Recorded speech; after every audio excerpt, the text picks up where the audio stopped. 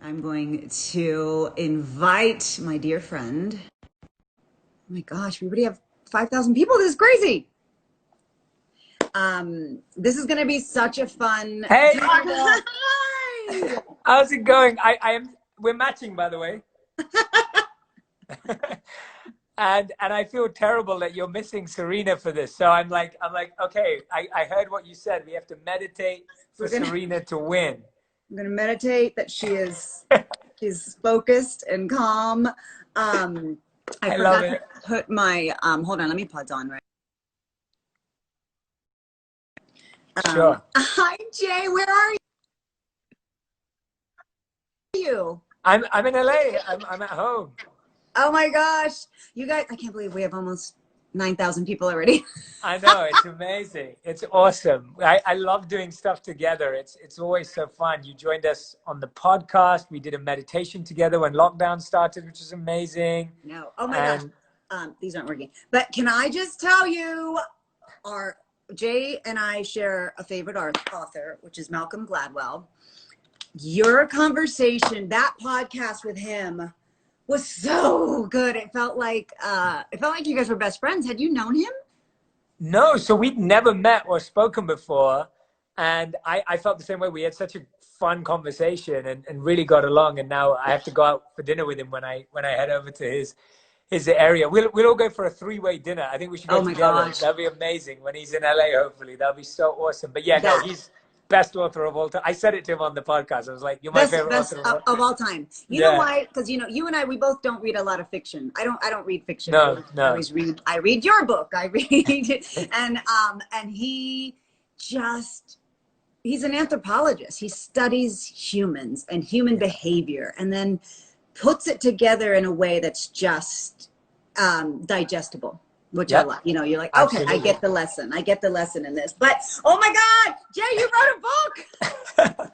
You're so sweet. You've been supporting this book from when it just existed on a laptop. On a laptop. So I'm so grateful that you finally have the real thing Oh, in your home and in your hands. I'm so excited. And for everybody, I mean, everybody must know Jay, but if you don't know Jay, he's the social media superstar. He's host of the #1 podcast on purpose. I highly recommend it. It's one of my favorite podcasts.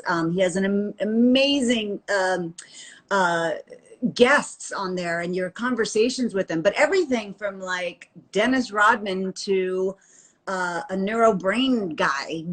Like, it's so great, and you can get so much wisdom from so many of these people.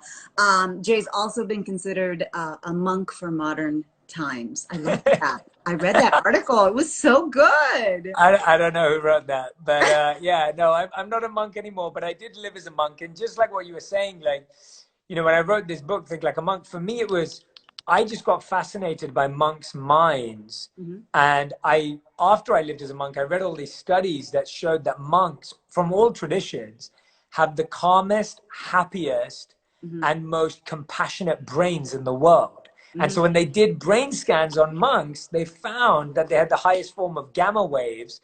And I thought, wow, this is amazing. Like, what if everyone could learn to think like that and have more compassion in their life, have more peace in their life, and have more purpose in their life?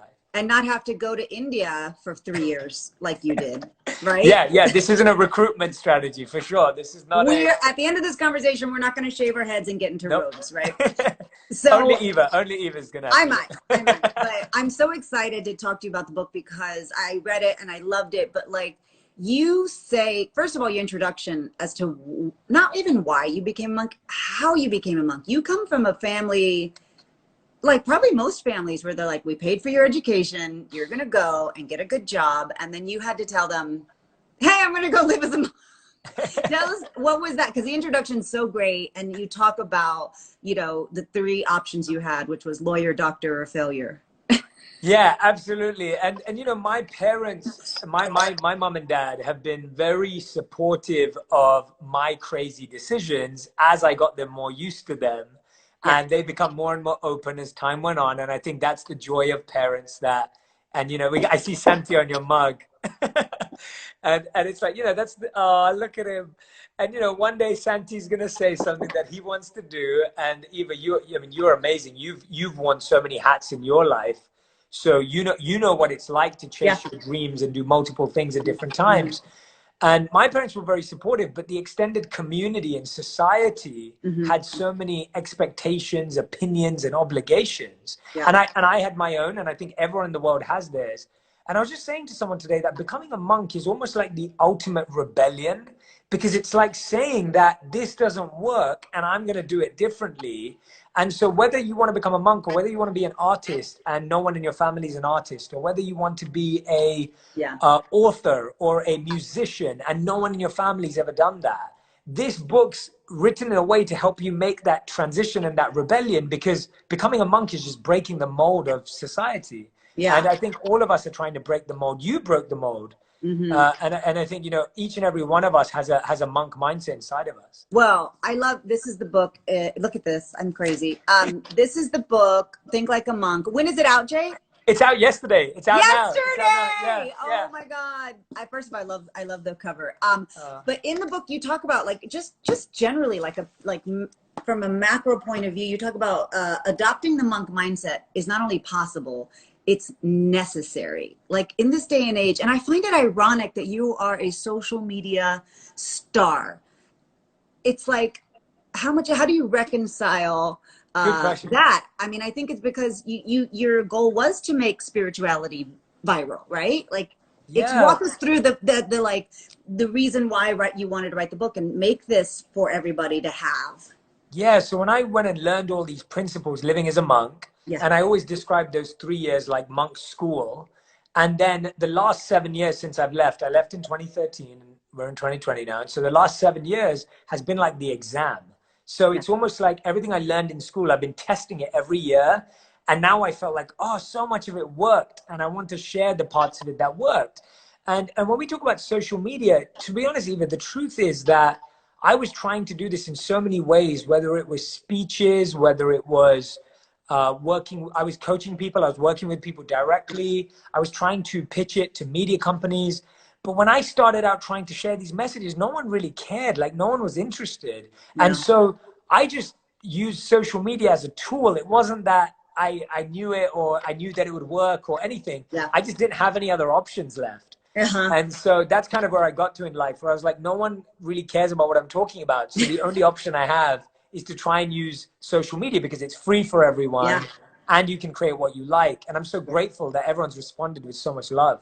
So, well, that just kind of gives you an idea of the thirst that people have for wisdom. And you say it in the book, like you went through this journey so that we could learn from it. I really feel like that was your purpose. There's so many amazing chapters. There's like a purpose and intention and negativity and fear. And I remember, I feel like one of my favorite chapters was the intention, because you talk about like there's different motivations for why you do things. It could be because of fear, you're scared to fail, so you're going to go do it, or love, or was it a desire or duty. And I find like your intention for writing this book was so pure. Like it was just like, I have to tell people about the monk perspective and how that wisdom that you learned is like thousands of years old and hasn't changed, right? Yeah, it hasn't changed. And even if you look at human challenges today, yes, I understand that technology is advanced, and yes, I understand that we're living in a different world, but at the same time, our challenges still remain. We all want to find love. We all want to find a sense of purpose. No one wants negativity. Everyone wants more forgiveness in their life. Like the things we yearn for are still those human exchanges and interactions. Right. And therefore I find that this perspective is so necessary, as you said today, because who doesn't want a world where we're more compassionate, more loving, more kind, but also more focused, more disciplined, and more empowered to make a difference? I think that's something that we're all yearning for right now. Well, and I think you have a great chapter on negativity, and I want to touch on it a little bit because, like, again, social media, so much of what we digest every day could be negative, whether it's negative comments or negative posts, or even reading the news, you get just bombarded. And you and I have kind of a lot of the same mentors, Malcolm or Deepak or you know, The Four Agreements was a book that I Yeah, lived Don by. Miguel Ruiz. Yeah, Don he's Miguel fantastic. Ruiz, Yeah. who talked about words have emotional poison. And then when I was pregnant, I read Deepal's book about pregnancy and spirituality. And he said, be careful what you ingest. Like, be careful what is coming through. And you have a whole chapter on negativity and how, when you were in the ashram, is that how I Yeah, say it? yeah, yeah, that's right. Yeah, the monastery, yeah. The monastery, that Yeah. you got so used to no gossip, and then you go into the real world and it is everywhere. And I feel like that is happening a lot with people. Like, they want to fit in, they want to gossip, we all want, like, it's human nature, right? It takes work to avoid negativity. Can you talk a little bit about that chapter? Because it's one of my favorite ones. Oh, amazing. I love that. Yeah, I started with this beautiful quote that I want to show up to everyone here. And it's from the Daisaku Ikeda, which is chapter 2, Negativity in the book. And in it, it says, it is impossible to build one's own happiness on the unhappiness of others. And that's what that chapter is based on. That quote's by Daisaku Ikeda. Yeah. And that wisdom for me is just so powerful, because I feel gossip or negatively talking about people, all we're trying to do is make ourselves feel a little bit better because someone else is struggling. But the problem with that mindset is that tomorrow you might be the one struggling and someone might be talking about you. And so if you're building your happiness on the unhappiness of others, then tomorrow someone's going to build their happiness on your unhappiness, and the cycle just goes on. Whereas when we realize, wait, I'm on my journey, you're on your journey, I've got lessons I need to learn, you've got lessons you need to learn. And actually, one of the stories in there, Eva, that I think I don't know if you like this story, but I love it. It's a old parable and a Zen story of the evil king who comes to meet the good king. Yeah. And, Yeah. so the evil king comes to meet the good king. I won't give away the whole story. But the point is that so many of the times we project our own insecurities and our own pains onto people around us. And that's a really harsh reality, but it's the only way to start avoiding this negative spiral. When you start talking bad about someone, it just keeps going and going and going. Well, but that ties in, all the chapters tie in together, but that ties into your identity chapter, right? And so I feel like, well, you said, this is a quote from Identity. It's like, our self-image is tied up in how we think others see us. But most of our efforts at self-improvement are really just trying to meet that imagined ideal. So most of our efforts to be a better person or whatever isn't even for yourself. It's so, I hope they think I'm nice. I hope they think I'm a good person. I want my legacy to be that I'm a humanitarian. And it's not really working inward out. It's working outward in. And that quote, I love this, the one about I'm not, it's Cooley. I've lived by this quote. I love Cooley. I'm not what I think I am. I'm not what I think you think I am. I am what I think you think I am. I love that quote. Negativity and identity, and like, we live in social constructs, right? Of like what people think we should be, whether women or sexuality or race, and that's so applicable right now. Talk about that. Yeah, I love that. I love how you're connecting it to what's happening in the world right now, because I think that's the most important part about this wisdom, that it's so relevant and so applicable. And yeah, I think the challenge is that we've all built up boxes, and we try and put people into boxes to understand them. And the mind does that to make life easier, but actually it makes life harder, because people are more diverse and people are more than the box and the label you put them in. And people want to be seen as more, and people, but because since we were young, we were told to, it was almost like stand in line, you have to fit in. And then all of a sudden, as you grow up, it's all about standing out, right? No one wants to fit in when they grow up. But when you're young, you're told to fit in. And so I find that a lot of what's needed is personal stillness and silence and space to actually go, well, what do I believe in? Who do I want to be for myself? And let me think about how to best express that, rather than getting tied up in the noise. And I think this is something we have to do daily. It's not something you do once and then you're done with it. Like, I have to do this every day. My life is so different now to what it used to be. And I'm challenged with this every day. And so we're always a work in progress. And you can't just say, okay, I'm done with that, I figured out who I am now. Yeah. And, I think last time I was on the podcast with you, I was telling you about this child rearing pod. I listened to a podcast with a child psychologist about how to Yes. raise her. It's called Raising Good Humans by Dr. Eliza. And she said, for toddlers, you have to meet them where they're at, right? Like if they're screaming because they want the toy, play with them with that toy and meet them where they're at. And I thought, that's for everybody. That's not for toddlers. That's for people, right? Like I've met some people who were just rude and angry. And I go, wow, I don't know what has made them to be in this space, but that's where they're at. Right. Yes. So I'm Yes. going to accept that that's where that person's at. And then another time that person's not in that space and, Absolutely. or not as evolved. And so I feel like identity has a lot to do with that. Like you have to, some people just haven't figured it out yet. And that's okay. Totally. And I love what you're saying, because we've all come from such different backgrounds. And so what was normal in your culture may be totally abnormal in mine, and what's not. And I think that's the part that we almost need to open up our minds to, which is that compassion and non-judgment part of like, let me really understand what this person's saying. And even if I disagree with them right now, let me at least understand it fully. I think sometimes we don't know the line between disagreement and understanding.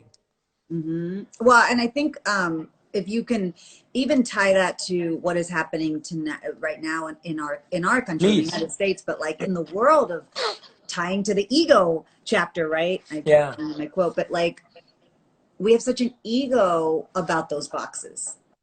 Whether it's political parties or whether it's race or whatever it is, and it's so separating to us. So how could the monk mindset help us right now not do that? Don't judge people by the box you put them in your mind, you know?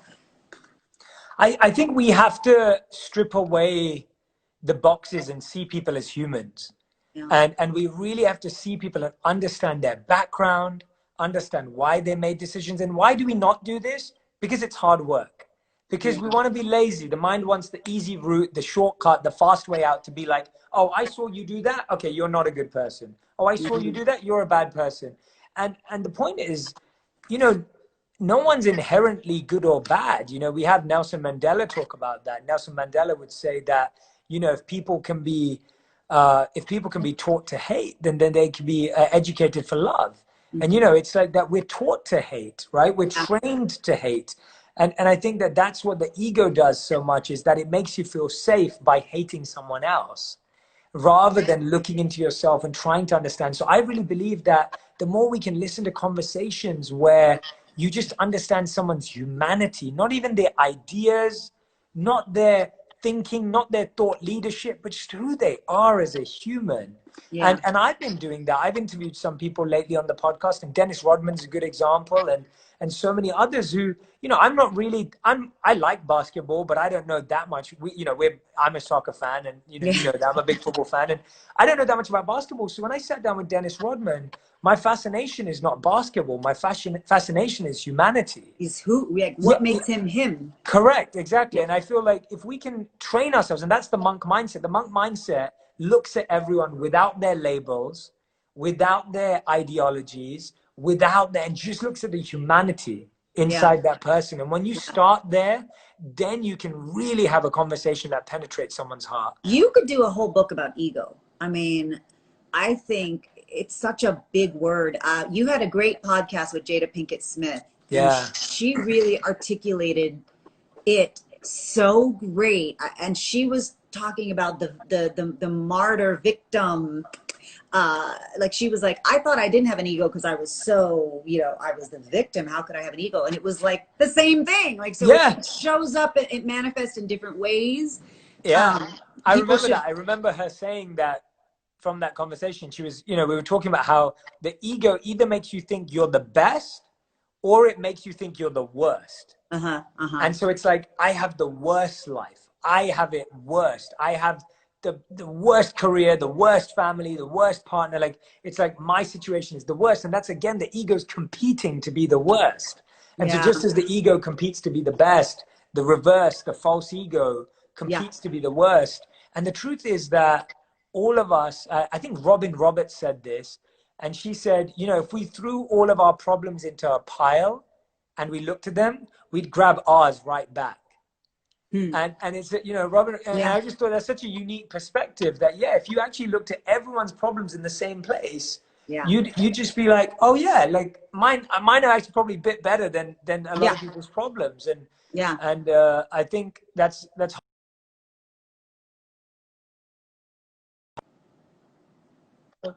Oh, there you are. Oh God, you froze. I've lost. Oh, I lost. Yeah, we both lost each other. We're back. We're back. Okay. Oh no. Yeah. Yeah. Yeah, I think that it's so, you know, it's just, here's the thing I also want people to know that you're not saying is a monk mindset means no ambition, no dreams, no competition. Like that's not what the book is saying. And so I No. think sometimes people might go, well, come on. I mean, I want to have a nice car. I want to have a house one day. Like, and you explain it so well in the book, but talk about how that doesn't mean that among Yeah. mindset. Thank you for noticing that subtlety, because I'm so glad you're solving that misconception, because a lot of people say that to me. They're like, Jay, but you live in LA now and you're married and, you have a home. And I'm like, yeah, like, I'm not telling you to live like a monk. I'm saying that there are certain mindsets of how a monk thinks about things. So the first thing that we understood as monks is that nothing is good or bad. Everything is given meaning by how you use it. So Mm-hmm. if I take, for example, this microphone that I have here, it's like, this is the microphone we recorded our podcast on. And the microphone's not good or bad. It's given meaning by how I use it. I could either stand here and say really hateful, hurtful things towards Yeah. people, or we could be asking questions about humanity and compassion and love. And similarly, social media is not good or bad. It's how you use it. Some Right. people are using it to pull people down. Some people are using it to pull people up. So as a monk, you realize that money is just energy, that fame, power are just energy, that resources, access are just energy. And all of us have a choice every day to use our energy to lift people up or pull people down. And Yeah. so it's not about not having it, it's about what you do when you get it. Yeah. And Yeah. and that's the key part. And that's what shows detachment. So people think detachment means indifference. Yeah. But detachment doesn't mean indifference. Detachment is a beautiful statement by a Islamic I teacher. love the concept of detachment. Please talk about it. So there's a beautiful statement by an Islamic teacher, Al Shafi, and he says that detachment doesn't mean that you own nothing. Detachment means that nothing owns you. Mm-hmm. And what that means is that it doesn't mean you can't have the car or you can't have the house and you can't have the career. It's that those things don't own you. You're engaging with them to serve and support as many other people as you can. And so the monk mindset can actually help you become more focused and disciplined. And again, going back to what you said before, purifying your intention. Yeah. If your intention is just to be rich and famous, there's enough rich and famous people that will tell you that that's not worth it. Well, and like the intention chapter, that's where you have the why letter. And I remember, God, it was before COVID, way before COVID. Jay and I Yeah. met. We went for lunch, and I was having a rut in a question in my life, and I was like, Jay, so I need to figure out what questions I need to ask myself, because I got to figure out if I really want to do that, if I want to go this way. And you gave me the why ladder, and then I read it later in the book. I was like, there's the why ladder. But because you say, we all have different goals, but we all want the same things, a life full of joy and meaning. But if you chase happiness, that can be elusive, and that it's hard to sustain a high level of joy. But to feel meaning shows that our actions have purpose. So I love that. I love that the way you put that, to feel meaning shows that we have purpose. Yeah. And then you're not chasing the car and the house and the because that'll be a constant chase. But if you chase meaning and purpose, it's more fulfilling. So that's monk mindset. No. Yeah, and that you. I mean, the way you've understood the book, Eva, is the way I pray everyone understands it. It's just the way you formulated it and the way you're expressing it's beautiful. And yeah, the goal is, and I talk about this all the time. Like, if you live your purpose and find your meaning, everything else will come as a byproduct of that. Yeah. And that's a beautiful life to live, where the abundance comes because you're so aligned. And Yeah. it's when we're out of alignment that we're chasing something that isn't there. And I can express this for my own self. Like, if you get everything out of alignment, you won't be satisfied. But when you have everything in alignment, it feels really beautiful to have. And so, yeah, I'm not encouraging anyone to not be successful, to not go after their goals. Actually, I want to help you get there in a way that you can keep it. Yeah. That's the difference in the monk mindset. The monk mindset doesn't teach you how to get to your goals. It tells you how to keep success and keep joy when you've got there. And I know so many people, and I know you do too, that have got there without that and then had to evolve into that after it to make sense of all of it. Yeah. Well, okay, I'm going to ask you one more question because Yeah. there's too much to talk about, but because I want us to do, we're going to do a meditation after this. Yeah. So, but I get like, what is the one thing people can do today that can help them have a monk mindset? Like, what is the one thing that, I mean, there's 100 things, but what's the first step, I guess? What's the first step anyone can take? Yeah. So I'm going to give everyone a a really easy one. Okay. And it's because this is how we would start our days every day. And so a monk starts their day with gratitude, gratitude to the earth, gratitude to their teachers and mentors, gratitude to the divine, gratitude to God. And so I want you today, everyone, not just to feel gratitude, not just to experience it, but I want you to express something. Now, here's the key about expressing gratitude. Scientifically and spiritually, it only works when it's done in this way. So even name two of your friends. They don't have to be real. You can give me imaginary names if you don't want to give me real names. Ross and Maria. Okay, we'll take Ross and Maria. If Ross and Maria are real, here's my disclaimer. None of this reflects who they are in real life. I do not know Ross and Maria. So let's say, Eva, you throw a party. Once this is all over, you throw a party at your home. Everyone comes, your close friends come. Hopefully I'm invited. And Ross and Maria come. And the next day, they both message you.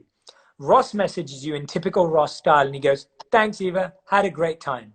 That's it. And then Maria messages you and she goes, Eva, you're amazing. I loved it yesterday. Your family is so beautiful and the food was incredible. And oh my God, the games were so much fun. I needed this in my life. I'm so glad you're in my life. Okay.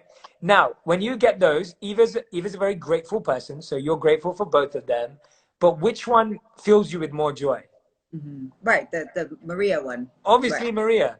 And unless anyone's being awkward, it's Maria that fills you with more joy. Now, why is that? So scientifically and spiritually, when our gratitude is specific, when our gratitude is detailed, not only do we feel more joy giving it, but the other person feels more joy receiving it. Mm-hmm. So when you're saying thank you to someone, tell them why you're thankful to them. Be really clear about it. Because when you think about that, you go, oh, wow, if that person did that for me, they must really love me. And then the person who's receiving it thinks, wow, if that person thought about that, they must really love me. And all of a sudden, you've got this beautiful human bond. And we started like that. You know, we got to know each other very quickly. Yeah. And we had a mutual friend, Mona and Huda, that knew we would get along, Mona, who I love so much, and Huda, who I love so much. And so it's just when you start that way and you express gratitude, it changes your life. So that's the simplest thing. Yeah, personalized gratitude. There's so many meditations. The other thing I think is meditation, and that's, I mean, you talk about it, but like people think it's hard, right? And it's like, it's so hard, and it shouldn't be hard. The point is it should be effortless. And so I know what do you meditate for 2 hours a day? Yeah, about that. Yeah, 1.5 to 2 hours now. Yeah. Oh my gosh. I've been slacking, going down to 1.5 sometimes. I'm like, oh, because you're busy launching a book. That's why. Yeah. Well, you guys, it's available yesterday. So Think Like a Monk. It's so great. I just love it. There's so many gems in here that you guys are going to go, oh my gosh. I love when a book really just, opens something up in you that you go, oh, that's what I've been trying to articulate and never have been able to. And you do it so many times. And I thank you for going on a journey to be a monk so that we have you now today, your podcast On Purpose, and with now your book, and just access as a friend to me. Thank you so much for everything. Your videos are just, I can't tell you how many people send me one of your videos from Instagram going, oh my gosh, you got to check this out. And I go, well, I already saw it. Because I follow Jay, but they go, oh my God, in case you needed to hear this today, in case you needed to see this today. And I'm just thankful that you are, that you exist. No, I'm thankful to you. I'm so thankful that we connected. I'm so grateful we became friends. I'm Oh still my God. gutted that I've never met Santi yet, so I'm I slightly know, I internally a know bit mad at you. this But COVID, every but time I see videos of him, I fall more in love with him. So, no, the you're people such a.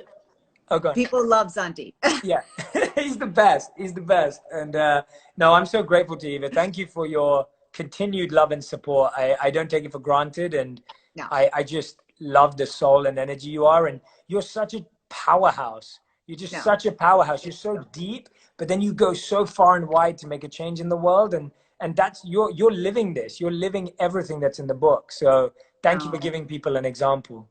It's work, and it's Yeah. just it's so rewarding. It's so rewarding, but you know there's so many. I'm so curious, and I devour all of these lessons Yeah. from many people, and I'm so glad that you're going to now be one of those people I get to digest every day. So do you want to do a 5-minute If meditation? you have time, if you don't, we don't I have to. do. Oh, okay, fine. Yeah, I I have. Yeah, absolutely yeah, yeah. do. So we'll do a meditation. I'm using a 3 hour crystal. We're not doing 3 hours. We're doing 5 minutes. But I'm using a YouTube sound from a YouTube page called Healing Vibrations. They're beautiful. If anyone wants to use it afterwards. And this is a 432 hertz, 3 hour crystal singing bowl healing sound. So if you go onto their channel, Healing Vibrations, they have so many beautiful soundtracks to meditate on and sleep to and everything. So check them out. I don't know who they are. I just love them. And so I've been telling everyone about them. But they're really, really brilliant. And we're going to use one of their sounds today. So we're all going to close our eyes, everyone. Just close your eyes. And Eva, just give me a thumbs up when you hear this sound. Great. So I just want everyone to find a place of calm, balance, ease, stillness, and peace. Whenever your mind wanders, just gently and softly bring it back to calm, balance, ease, stillness, and peace.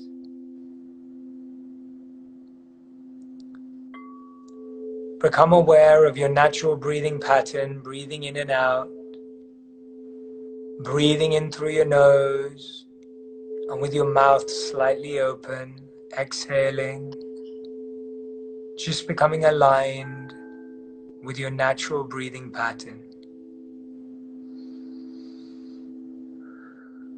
And as you breathe in, roll your shoulders back and up. And as you breathe out, roll them backwards and down. As you breathe in, roll your shoulders back and up. As you breathe out, roll them back and down. As you breathe in, roll your shoulders back and up. And as you breathe out, roll your shoulders back and down. Just feeling aligned and rooted and grounded. And now place your right palm on your heart and repeat after me. I'm exactly where I'm meant to be.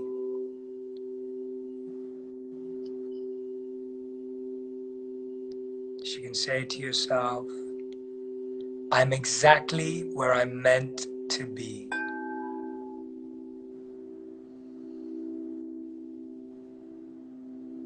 And once more, I'm exactly where I'm meant to be.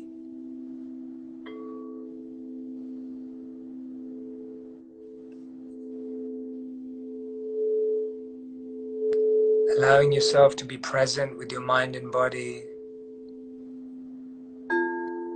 Reminding yourself that you're not ahead or behind.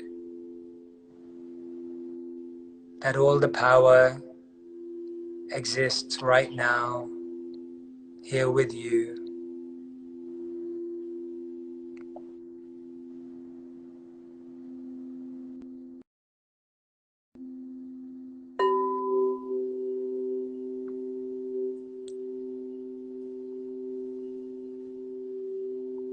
Allow the thoughts to come in and out. Just being present with your breath.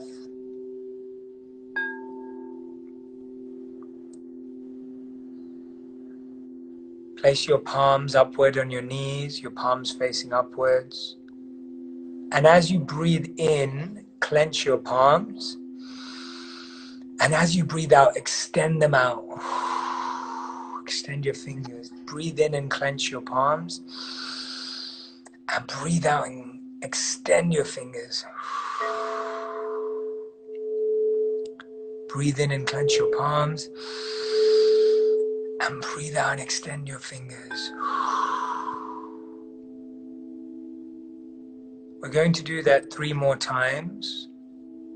But this time, when you exhale, I want you to feel like you're letting go of any negative stress or tension-filled energy. And as you breathe in, you're breathing in uplifting, empowering energy. So breathe in, positive uplifting energy, and breathe out. Really exhaling and letting go. Breathe in and breathe out. And breathe in powerful uplifting energy. And breathe out any negative tension-filled energy.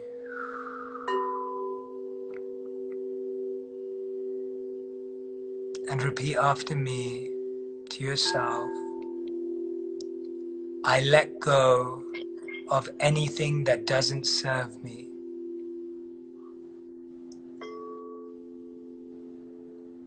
And when you're ready, in your own time, at your own pace, you can gently and softly open your eyes.